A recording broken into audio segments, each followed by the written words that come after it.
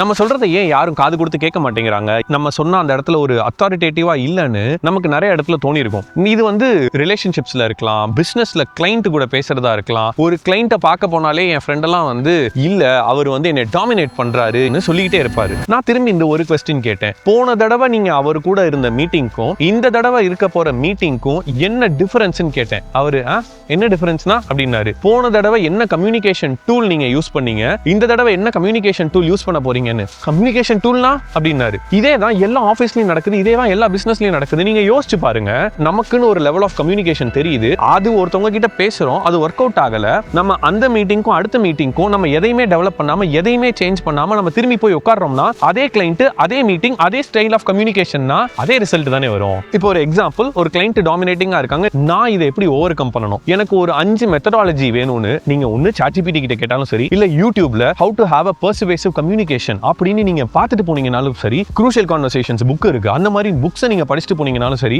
ஏதாவது ஒரு மெத்தடாலஜியை நம்ம அடாப்ட் பண்ணிட்டு ஒரு 4-5 மெத்தட்ஸ் இருக்குன்னா ஒவ்வொரு தடவையும் ஒன்னா ட்ரை பண்ணி பார்த்து இது ஒர்க் அவுட் ஆகுது, இது ஒர்க் அவுட் ஆகல, இப்போ நான் இந்த கம்யூனிகேஷனை ட்வீக் பண்றேன், அப்போ அவர்கிட்ட போய் லேண்ட் ஆகுதுன்னு நம்ம எதையுமே மாத்தாம நம்ம அதே மாதிரி தான் இருப்போம், அதே எஃபர்ட்ல தான் இருப்போம், நம்மளை அப்கிரேடே பண்ணிக்க மாட்டோம். எனக்கு ரிசல்ட் மட்டும் டிஃபரெண்டா வேணும்னா எனக்கு எப்படின்னே புரியல. நான் எதையுமே அப்கிரேட் பண்ணிக்க மாட்டேன், எனக்கு ரிசல்ட் மட்டும் செமையா வேணும்னு சொல்றவங்க ஃப்ரெண்டுக்கு இதை ஷேர் பண்ணி விடுங்க.